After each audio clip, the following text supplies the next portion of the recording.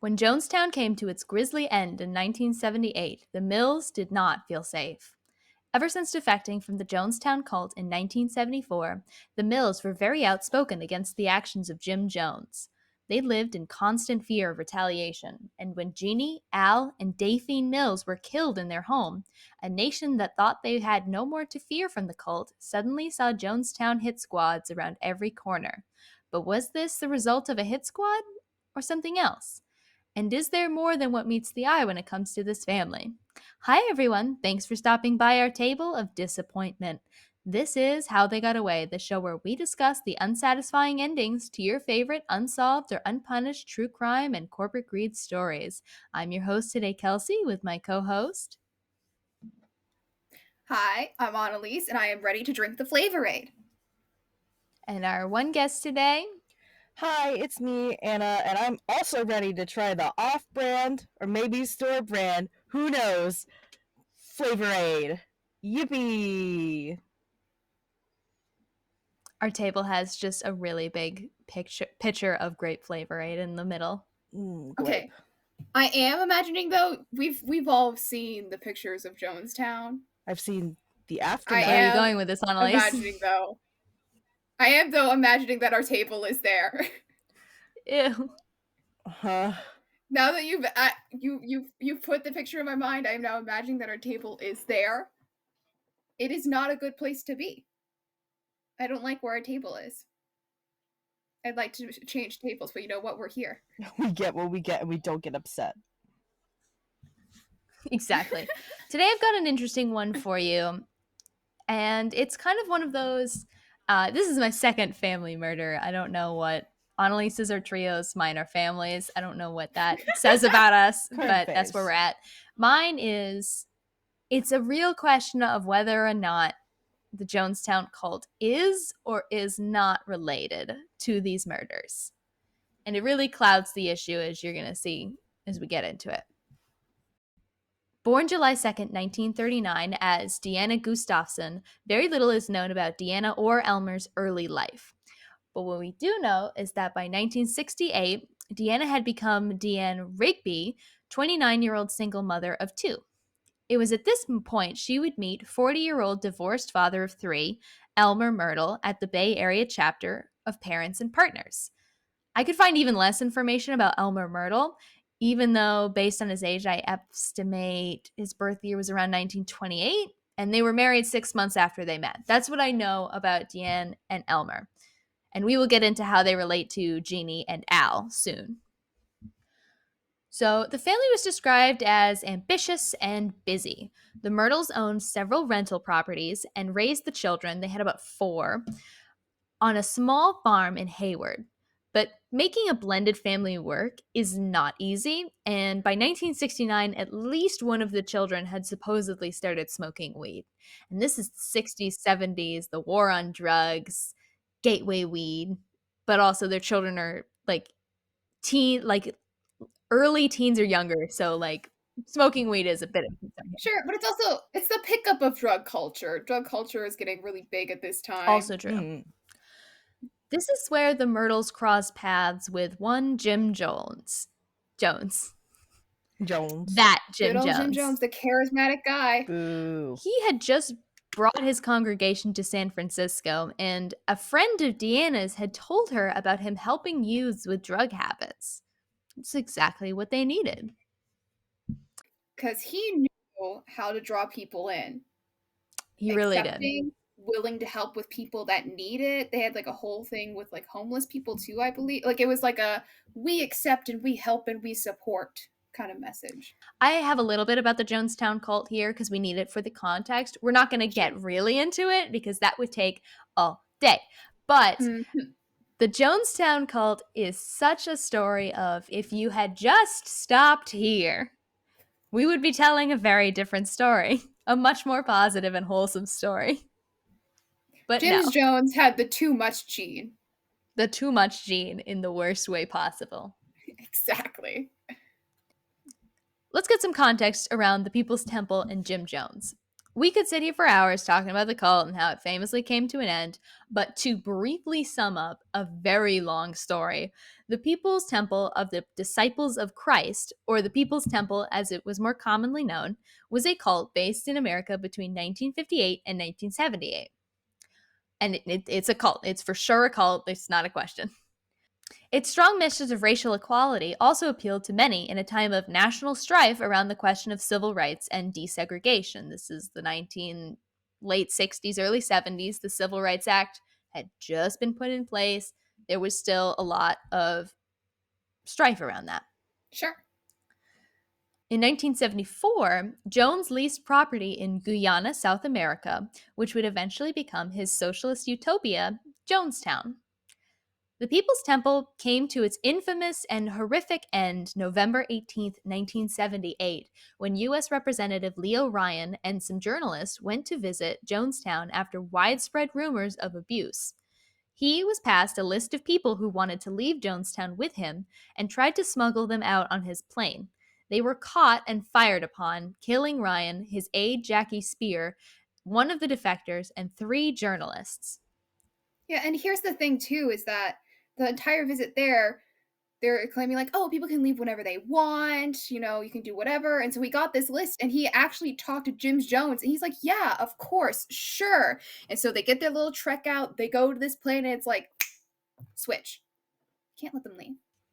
Yeah, and it was one of those, like, that's what Jones had been planning the whole time. Which is like so extra creepy about it, is that he was so like, yeah, you guys can leave, that's fine, all the while planning to because he shoot him had down. this increasing paranoia about people leaving. And so he's like, oh, I see where this is going. People are going to leave me. I'm going to keep them with me for eternity in death. This effectively shattered Jones's image of a perfect socialist sanctuary, as you might expect, which led Jim Jones to force his congregation to drink grape flavor-aid laced with potassium cyanide. 909 people died, 276 of which were children. And despite the media portrayal of this incident as strictly a mass suicide, it would later be discovered that there were many who resisted committing, quote, revolutionary suicide and were forcibly injected with cyanide. Also, like, they fed this great flavor aid to babies. Like, they squirted it in their mouths. That is, and also babies cannot consent to revolutionary suicide. Don't know where people get that idea.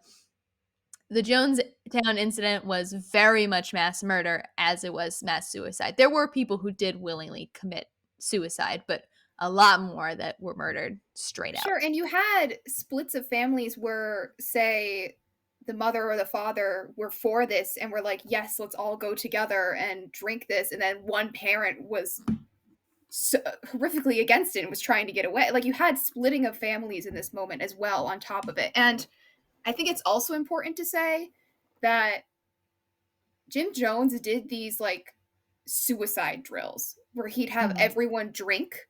And so some people at the start of it, before people actually started dropping and dying in front of them, thought it's another drill. Which normalizes it. For sure. Just a long sigh from Anna. Yeah, I'm still thinking about how, like, people would be forcibly injected. Like, could you imagine being the one, like, injecting someone and you're okay with that? Like, granted, you're probably, like, brainwashed at that point. But I don't know. That's just so sad and scary to me. And I know that last time we talked about this, disclaimer, we're re-recording this. Because I know we definitely talked about this. There's like recordings of people screaming and being very against taking the, you know, laced grape aid or whatever. And I'm like, this is awful. It's crazy amount of footage we have, because Jim Jones recorded things constantly, and so it's insane the amount of video evidence and audio evidence that there is about the goings on.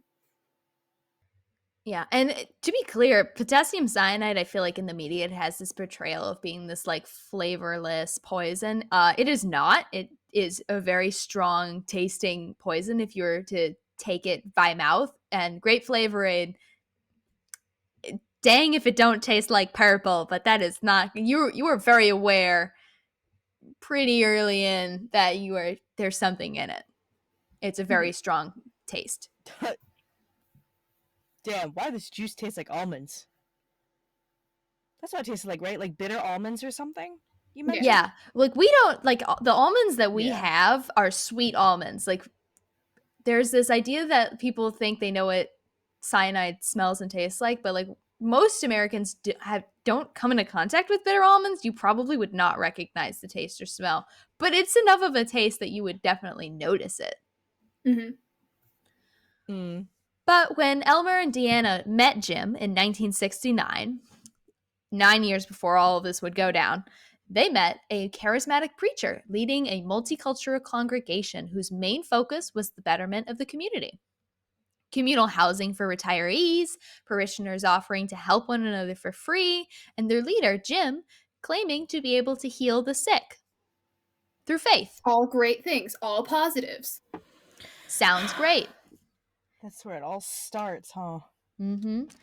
One of the Myrtle children, Eddie, who we will talk more about later, had been a sickly child, and one day he began to have chest pains so severe that they drove him to the hospital. On the way there, Deanna prayed that Jim Jones would heal Eddie. Not God, not Jesus, Jim Jones. By the time they reached the hospital, the worst the doctors could find was that Eddie was a little pale. I don't know what happened with this. It's just one of those things. But it was enough to convince Deanna to become a true believer in Jones's powers, and the Myrtles became huge allies of Jones and as he grew his influence. As far as I could find, Jones wasn't even aware Eddie was ill during the whole event, but I am sure he took full credit for it once he heard about it. Oh yeah. Obviously. It was obviously me. I mean, as God's vessel brought to this earth to heal others, saw you and your family as deserving. Yeah, I imagine like they just kind of burst in the church and are like, Jim Jones, you've done it. And he just kind of turns around and says, what did I definitely do because I'm God's vessel on this earth? Swivels around in like one of those spinny chairs like, yes, I did do the thing that you were about to definitely tell me that I certainly did. Yes, I did, everybody. Okay, that's weird syntax, but okay. Deanna and Elmer began to move up the ranks of the People's Temple. They were known to care for temple children, and there's a story of a teen in their care that wrote letters to home, but became disheartened and stopped writing after months of not receiving a reply. It would turn out that the Myrtles had actually been intercepting these letters and giving them to Jones, who would then use the information in the letters to make the teen believe that he could read her mind, securing another member of the cult. Which is extremely common in cults to, one, withhold any kind of outside communication, but two, to use whatever kind of means, whether that be people within the cult spying on each other, intercepting letters or personal things. Like, they use every method possible to make it seem like they just know because of God's almighty power. We totes know, bestie.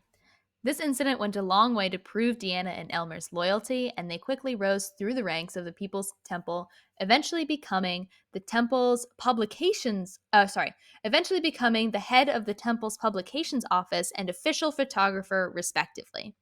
They were eventually also named Jones's planning commission, and Jones even asked Elmer to come with him to look for the perfect site for his utopian society, Jonestown.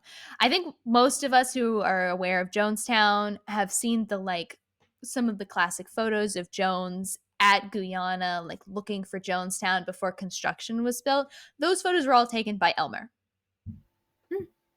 He was their marketing team. Yeah, he was. Like, literally, Deanna is in the publications office writing top 10 reasons Jonestown is not a cult, and Elmer is taking, like, really cool aesthetic photos of Jim. Look how cool our leader is, guys. Isn't he so He's so cool. So cool.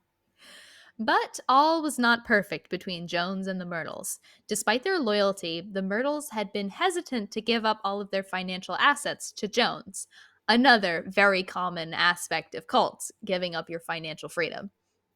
He preached a socialist message and argued that hoarding private property wouldn't be in keeping with these teachings. It would also, conveniently, make his followers completely financially dependent on the cult and Jim.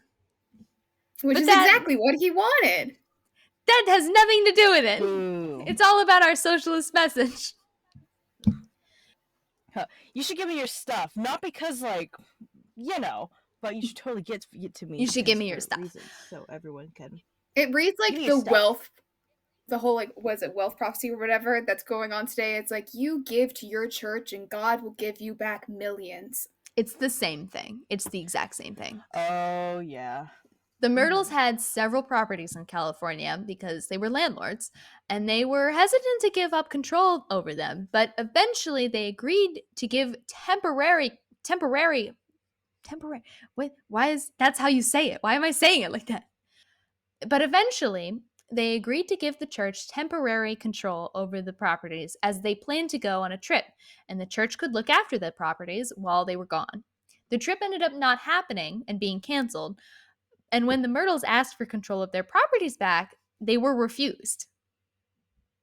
And I also think it's interesting that they're so high up in the cult that they're kind of allowed to keep their properties for that long, but anyone lower than that would have given up their properties long ago, like financially dependent on the cult long ago. But because they're so high up, they have like a little more leniency. You do have to question a lot of times the people who get higher up are also the wealthier ones because they're the ones that are eventually going to contribute the most. So people who are lower down, it's like, I'll give up everything I have. I don't have much to begin with. Yeah, it screams of a little bit of hypocrisy there. Mm-hmm. Just a quiet little hypocritical scream. The straw that broke the camel's back, however, because this didn't push them out of the cult. This just raised tensions. What did it, however, was in 1974. At this point, Jones was using public beatings as a means over control of his flock, very commonly. Yeah. Linda Myrtle, one of the Myrtle children who was a younger teenager, was hit with a board over 70 times, apparently for associating with, quote, outsiders. Some recollections of this story detail Linda hugging a friend from outside of the church as the inciting incident. So that's cool. Yeah, as like any cult leaders, like paranoia begins to like you have to up the stakes in a cult. You like people don't just stay the same. Stakes get upped whether that's why you see a lot of things eventually explode to death because they keep upping the stakes and people are trying to stay and they're trying to leave, so you got to threaten them to stay and then you want to keep them forever, and so death. And this was in 1974, so we're still 4 years before the actual Jonestown massacre takes place. So we're already like upping the ante. Escalating. To make this even worse, these beatings were very public. The family had to watch the entire beating take place. Deanna and Elmer also claimed that they were forced to sign a document saying that they had given Jones permission to publish Linda. This was also common in Jonestown. You kind of just sign a piece of paper and then later it's used for whatever Jones needs to justify, saying, oh no, you gave permission for this. Yeah, they'll just print over it. Yep. Yeah. This was it for the Myrtles. They defected from the People's Temple and moved to Berkeley, California, and were the first defectors to go to the police over what Jones had put them through. They were not the first defectors, but they were the first who went to the police. The others had been too scared. A lot of them had been lower in the cult, so, they were much more afraid of retaliation. They told police that they had been tricked into signing over assets and that Jones had been smuggling guns into the still under construction Jonestown in Guyana. Many put this report as to what would later set tragic events in motion. Another reason that Representative Leo Ryan went to Jonestown was part of an ongoing investigation about claims that they were stockpiling weapons. This eventually was proved false, but the Myrtles was where this claim started, and that's why it was given so much credence, is that they were that high up in the cult that they would know that. It was eventually proven false, so I don't know if they were told something by Jones and that was actually wrong, or if Jones moved the guns, or if they made this up to get back at Jones. I have no idea. Who knows? Maybe like Jones also falsified stuff too. Annalise just sits in thought. I feel like I remember like testimonies about people talking about him having a lot of stockpiling. People like this wasn't just them that I think they got it from somewhere. But and we'll get into a little bit like the Myrtles retain power in a certain way and stay within this community of people who speak to police about this. So there's a little bit of like, where did you get this information? Was it from when you were in the cult, or did you get it from the Myrtles who told you after you got back? But they had guns, at least some. It's not like they had no weapons on the property, like just to make that clear for people. They had guns, they did shoot them, they did. Obviously they did, because they shot people with them. But there were no stockpiles of weapons. I bet you've been wondering why I've been talking about the Myrtles instead of the Mills this whole time. Well, upon leaving the People's Temple, Deanna and Elmer Myrtle legally changed their names to Jeannie and Al Mills. This was because they had given Jones power of attorney over them at one point, and changing their names legally would void that power of attorney. That is how deep they were in it, that they two grown adults with children gave power of attorney over all of their financial and legal assets to another grown man. That is also something that they use the blank signed papers for, though. God. That is also true. I don't know if for the Mills, if it was purposeful or not, though. Because they had, to use the phrase that came out of this, they had fully drunk the Flavorade on Jonestown for a long time. And we're going to say, we know that the saying is drink the Kool-Aid, but in reality it was Flavorade. That's why we are saying drink the Flavorade. It was Flavorade. So everyone who's saying drink the Kool-Aid is wrong. Can't have the brand. It's wrong. Actually, it's Flavorade.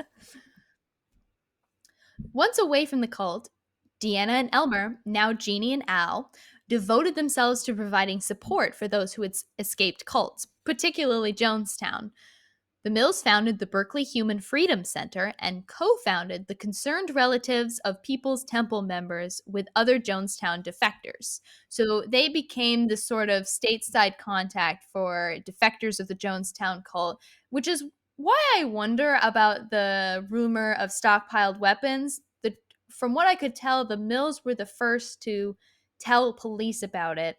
But you're right, Annalise, there were other people who mentioned it. So I don't know if there was something that Jones implied to people at the cult that multiple people heard, or if the Mills had disseminated that amongst the people who came to this Freedom Center later. Not sure what happened there. The Mills also petitioned politicians to begin investigations to the ongoings in Jonestown. One such politician was Bay Area Representative Leo Ryan, effectively setting in motion the Jonestown massacre. Although I want to be clear, I think that would have happened at some point either way. He was practicing for it already. This is just how it played down. Yeah, it was going to happen. It was just a matter of what particular thing set it off. In the aftermath of Jonestown, the Human Freedom Center became stateside contact for survivors with no place to go. Remember, a lot of these people lost all of their financial assets to the church, either willingly or not. A lot of them burned a lot of bridges. They were had their entire isolated, like cults like them. And they were there just alone. And some of them had their entire families in the cult and now no longer had families, unfortunately. Jeannie would publish a memoir about her and her family's time with the People's Temple. It's for free, and as a PDF online, it'll be one of the sources. I read through some of it. It's wild. It's 6 Years with God, Life Inside Reverend Jim Jones's People's Temple. I do find it interesting that in her book, or at least on the title, she refers to him still as Reverend. That's just an interesting note for me. I don't know if I would call that guy a reverend. You'll notice that I do not refer to him as reverend. Which is very fair. I think maybe that's what he introduced himself as, and she's like, to respect him a little, but not like enough. Like she kind of stepped him down from God's vessel, but I'm like, I don't know. He was also registered within a church at one point as an actual reverend. But if you're running a church, a cult, I think reverend status revoked. That's my opinion. It's probably just a thing where it was his title, and so she's just using it because it was his title, and it's not necessarily to mean anything in particular.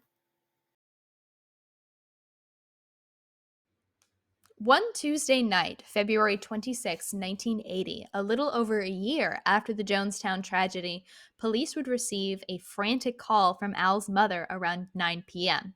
She lived near the family home and had popped over for a late visit when she found a horrible sight. Jeannie was curled up behind a bullet hole ridden bathroom door, fatally shot in the head.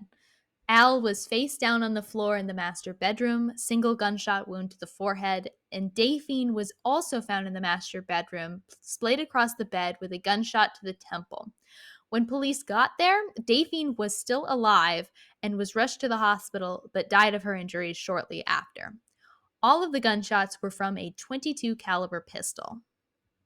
The coroner would later add that none of the bodies showed any signs of struggle. Which is so odd, because in the way that I imagine this is that someone comes into like the bedroom, Jeannie runs away to the bathroom. Like, that's how I imagine it. Like, why is she, unless she just happened to be in there when he came in? It seems odd. But she was also okay. Once again, it's weird that they say no sign of a struggle when I guess no sign of the struggle when they came in because she's behind a door and slightly alive still, even though she's going to pass. Yeah, I realized I was being weird about that. Yeah, Sorry. that what that means is no defensive wounds, no signs of restraint. That doesn't mean they didn't like run for their lives or anything like that. Yeah. That Sorry, I also realized I does, said that weird. no worries. It also could mean that they were restrained in a non-physical way, like through threat. I think that the position of the bodies indicates that Jeannie either came in later after Al and Daphene were already shot, or managed to briefly escape, but could only make it to the bathroom. I do think it says something either about the inability of the killer or killers to control three people, or the lack of planning to ensure all of your targets are in the home. Mm.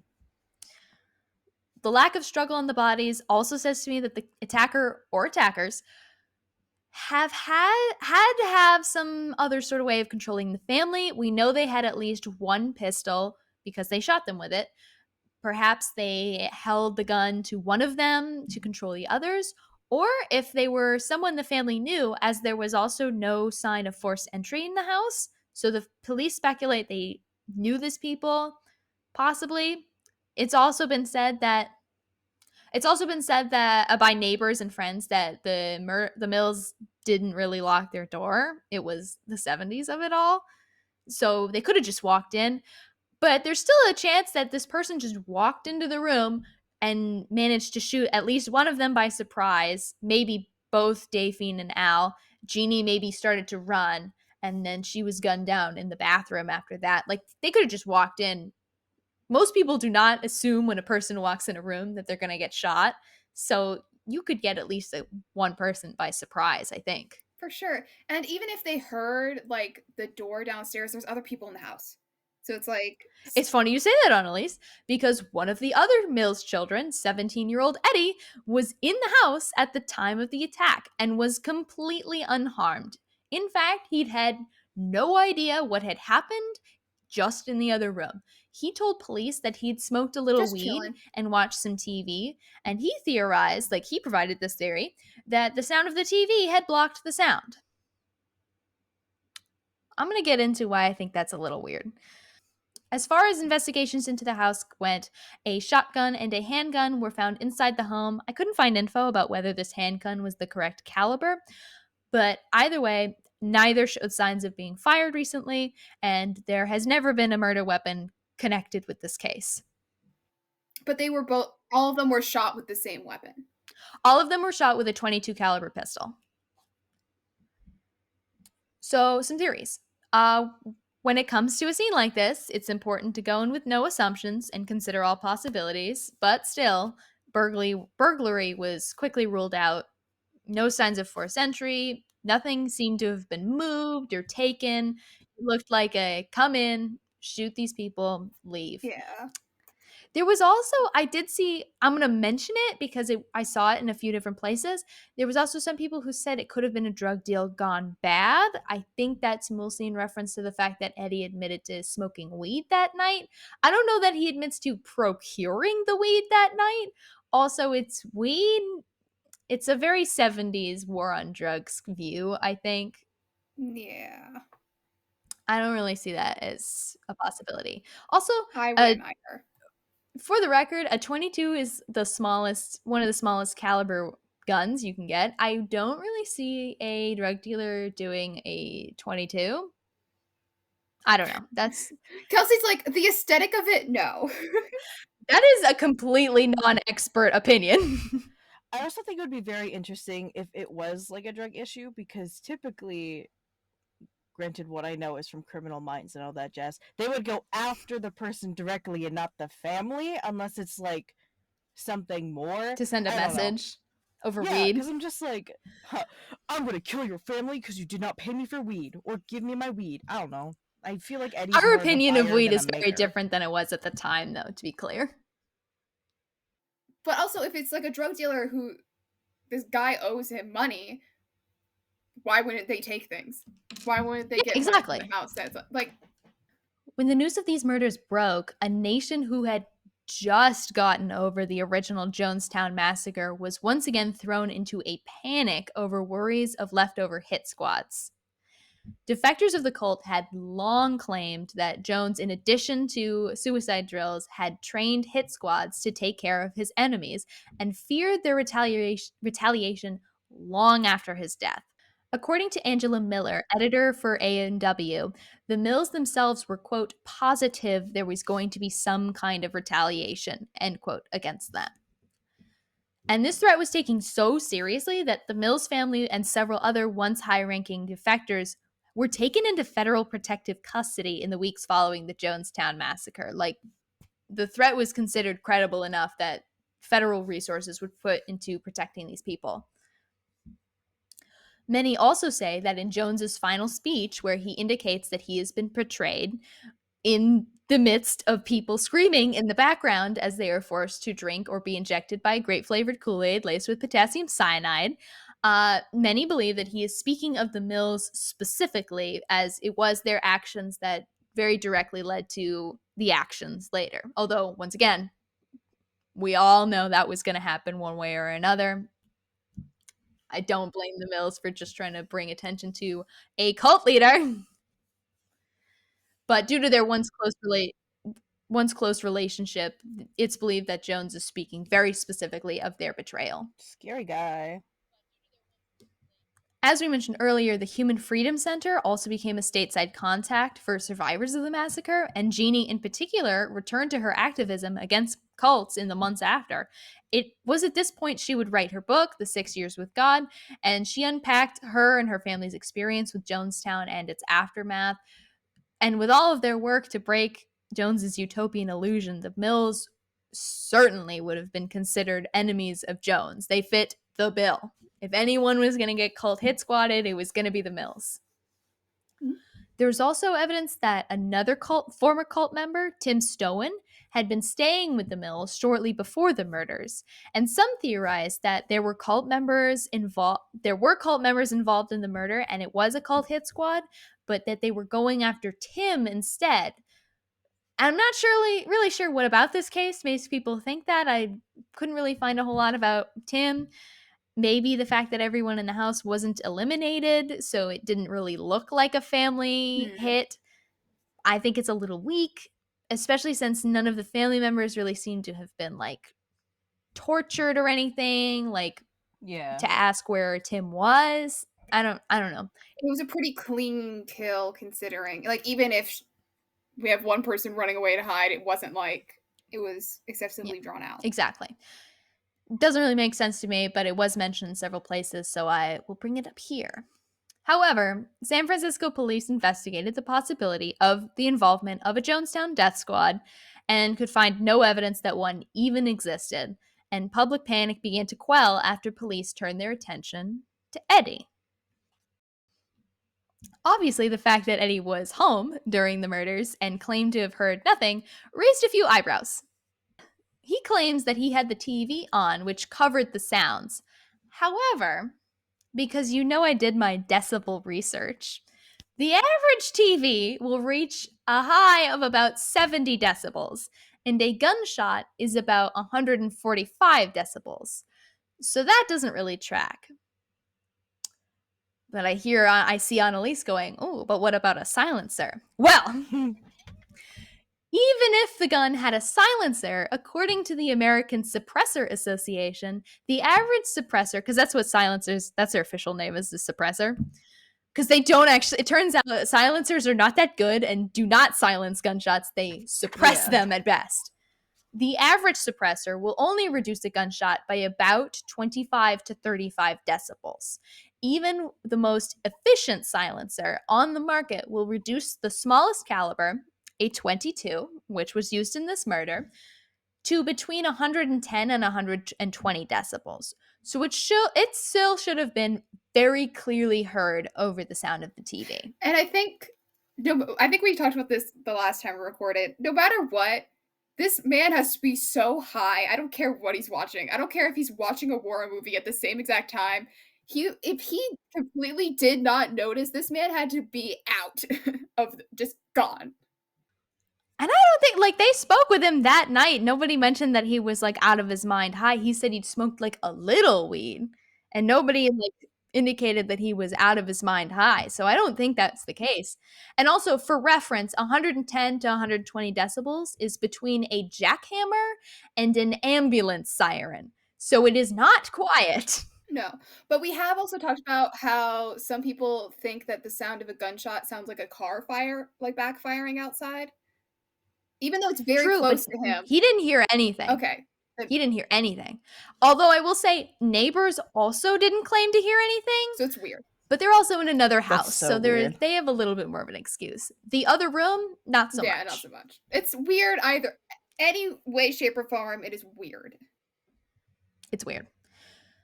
The attack being committed by a trusted family member could also explain the lack of struggle, though. Although I think there are other explanations for that. Yeah. Vis-a-vis, they had a gun pointed at one family member.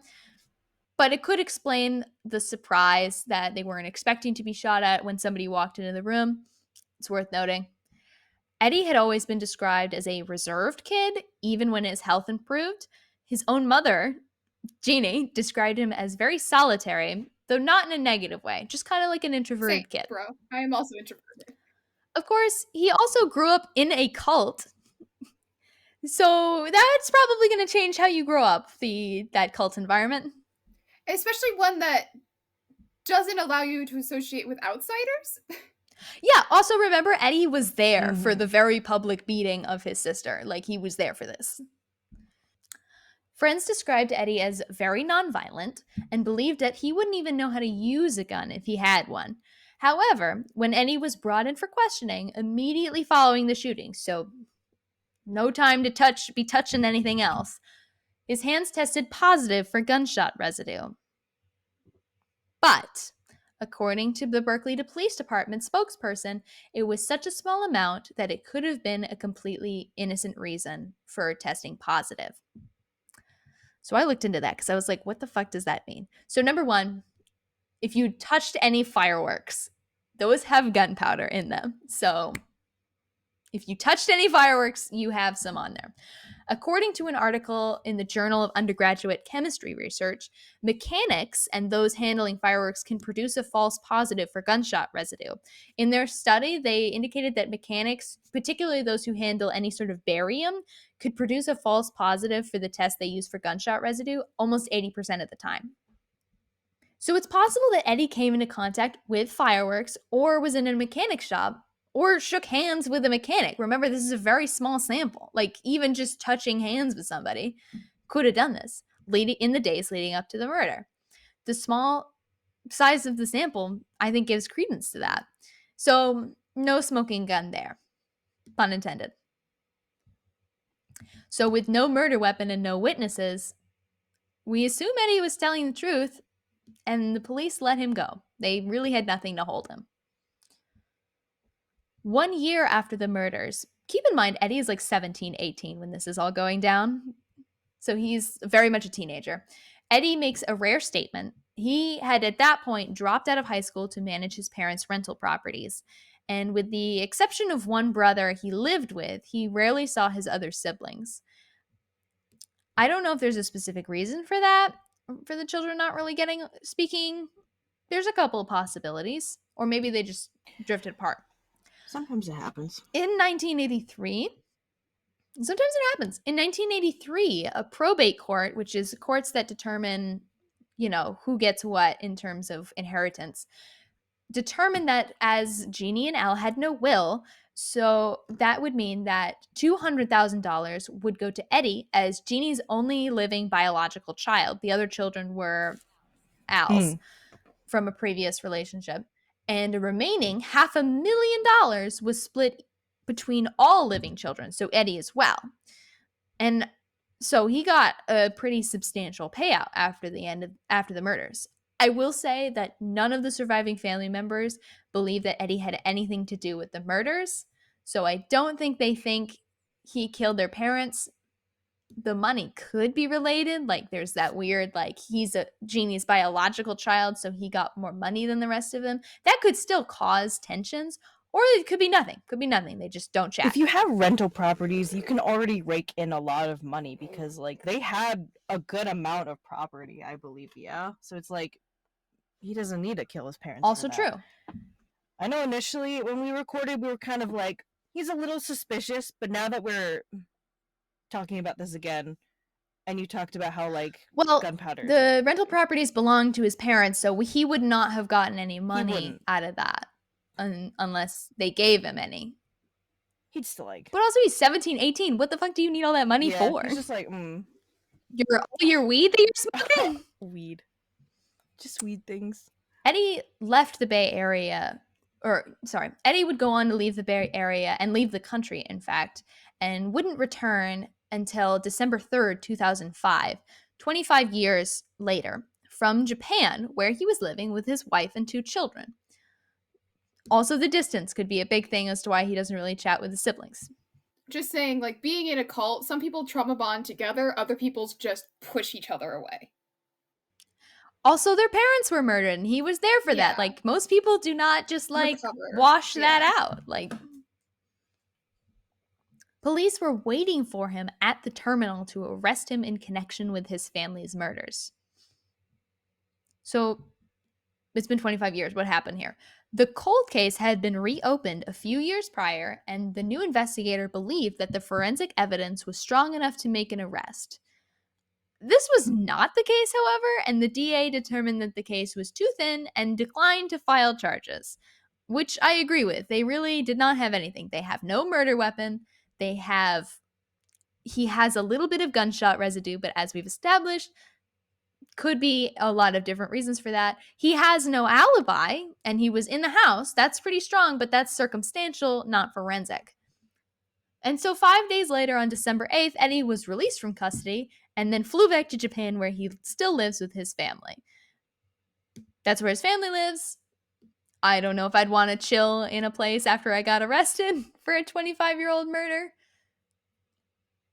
So he lives there to this day. I don't think he's been back to the States since. For my part, I'm going to say even since our last recording, I feel less sure about Eddie. On the one hand, it's really weird that you did not hear the gunshot in the other room, silencer or no. That's weird. On the other hand, I think it's very interesting that as the public is panicking over cult death squads, the police conveniently have a stronger, non-cult related suspect to look at instead. True. That's very true. Eddie should have been looked at one way or the other. I'm not saying he shouldn't have been. He was in the house and didn't hear the gunshot. That's weird. But as we've discussed, the evidence against him is really weak, and I wonder if it was about quelling public panic at that point. It's a possibility. We won't rule it out. Yeah. Let's not rule it out. So there's also those who believe that the Mills were killed by the FBI in some sort of FBI cover-up around government official ties to Jonestown. You gotta always have a government one. You gotta. Yeah.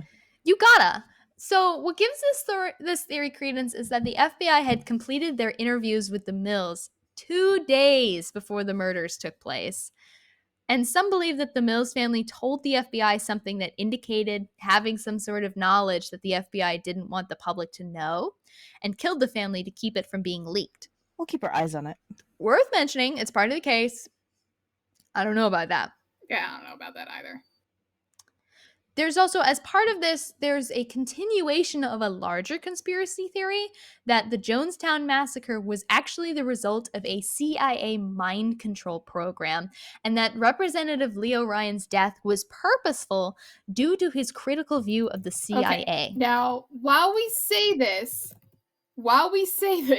there was government mind control happening. There was research in that. They were trying to do that. That was a real thing. Do I think that is associated to this? No. This is a much larger theory we could spend hours going into with tinfoil hats, but unfortunately, I did not pick up any more tinfoil at the grocery store. So we will just have to stick to how this theory relates to the Mills family murders and the theory that they were taken out by the government. It's one of those theories that is a case of, do I think the government is capable of doing something like this? Absolutely, I do. To Annalise's point, mind control experiments were definitely happening. It would not be the first case of the CIA or the FBI getting rid of people who knew too much. But I also think that this whole theory kind of puts the onus on Jonestown on the government rather than the individual. And I think that people are more than capable of doing something that horrific on their own. And saying it's the government's fault means that we don't have to think about how our friends and neighbors are capable of terrible things. And those are some oddly, like, in the public view kind of people to choose for an experiment like that. Yeah, well, I think they were saying that they were doing this Jonestown mind control thing, and then they were realizing that it was off the rails and they wanted to get rid of it. And then they were also seeing this representative who was being really critical of the CIA, and they were thinking to themselves, you know what? We'll just push this guy over here. That'll cause that to blow up, and then we'll have 2 birds with 1 stone taken care of. I think that's what the theory says. Oh, yeah. I could, like, the political Iago games, I see it for sure. But also, I also think Jim Jones was just a terrible person who did not need any help. Yeah, for sure. So I'm going to say I don't think so. An FBI cover-up or a CIA cover-up or whoever would have been cleaner. Even if they were attempting to make it look like a robbery or something, they wouldn't have left the house without making sure there were no loose ends. Daphene was still alive when police arrived, not to mention Eddie in the other room. I don't see That's a sloppy job. Making sense. It's a sloppy job. And if the government's good at one thing, Jesus, we gotta move away. Kelsey, I don't want me this. On that. Move away. But yeah, that's what we have for that. So how the fuck did these people get away with this? No witnesses. Unless Eddie saw something that he doesn't want to admit to, nobody saw anything. Nobody saw anyone go in the house. Nobody saw anybody leave. Nobody heard any gunshots, including Eddie, who was in the next door room. No murder weapon ever found, which, I mean, to get rid of a .22 caliber, if no one's looking at you, it's really easy. You just put it in a box somewhere or dump it in a river or a lake. They never found it. The Mills family were high risk in a lot of differing ways, cult involvement and politics-wise. So the murders could be unrelated to any of that, but these high-risk activities completely cloud the issue. So it could just be a regular run-of-the-mill family murder. Not that those are regular or that they should be, but it completely clouds the issue. It's really just the cross-section of too many reasons why and too many confounding factors. It's too much to weed through. It's too much. I will say, in relation to maybe the Eddie theory or maybe the cult hit squad theory, there were several affidavits that were released more recently that came out as part of the Jonestown massacre. Several witness statements that say they witnessed really weird behavior from the Mills, then the Myrtles, like some weird behavior around children. One person writes in their affidavit that they heard Jeannie, then Deanna, admit to being sexually attracted to children. That was in a signed FBI affidavit.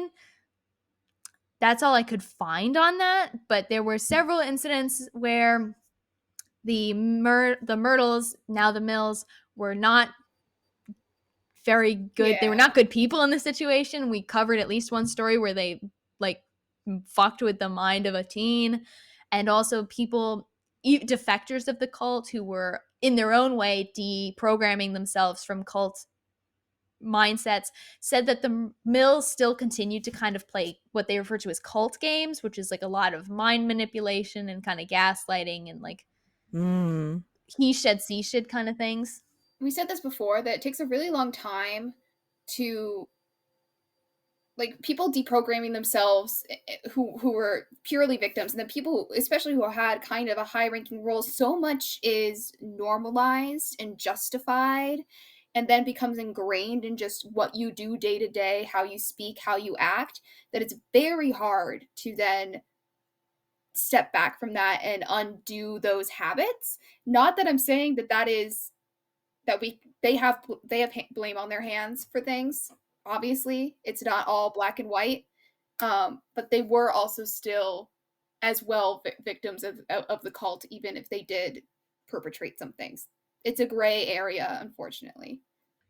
I bring it up because it could relate to somebody, a defector of the cult or a survivor of the cult, maybe coming to seek revenge for them for something specific. It could indicate that there was something going on within the family, particularly because there was not one person who said that Jeannie had really weird feelings or actions surrounding kids. Yeah. That was not one person who said that in the affidavit. There were several affidavits that mentioned different things, or different things that she said, or things that they saw her do. So it could indicate that there was some piece to the family dynamic that the family, that the surviving members don't want to talk about. Like, Eddie doesn't really have a reason to kill his parents other than maybe a financial, or maybe there was something going on in the cult that carried over. I bring it up because there were many affidavits. They're all online. You can find them. It was weird info because cults are weird. And it only serves to further cloud the issue of who murdered the Mills family. Because I don't know. I truly have. Sometimes we'll come away with these with like a few different theories, and I'll have like an idea of which one I think is most likely. I got nothing. I don't think it was the FBI. I also can't say it wasn't the FBI. I cannot confirm or deny. There could be an unknown third party that we have no information on. Yeah, somebody, if they did leave their doors unlocked, somebody could have just walked in and did this for like the thrill of it. Like, that's not outside the, I wish it was outside the realm, but it is not. And so it's just like, I have no idea what happened here. And at this point, I don't think we ever will, unless somebody does some sort of deathbed confession. I don't think so. But yeah, I hope you're disappointed. I hope you drank your Flavorade. Very delicious. Mind that bitter taste. Cults are terrible. Don't get involved with them. If somebody's asking you to sign away your financial rights, that's a red flag, baby. That's a red flag, baby. For sure. If I hear that any of you listening went over to Scientology, I'm Don't going go for to lose my Scientology. brain. They're not your friends. It's going to be gone. Don't go for the, okay. The Mormons. Don't go for the Mormons either. There's shit there as well. There's shit That's there true. This as is going to be well. our most controversial episode for the last 2 minutes. If you know anything You know. about cults. But also, remember what we said when we were saying about how Jones had people sign away their financial rights, and then Anna said, isn't that interesting that church nowadays does that? Isn't that like what a church nowadays does? And I said, exactly. Because exactly. Anyway, now that we've made this a hella controversial episode and we've lost anybody who's remotely religious, yes. I hope you have a good day. Pushing your chairs. Put your cups in the sink. Bye-bye. Fold your napkins. Bye. Bye, everyone.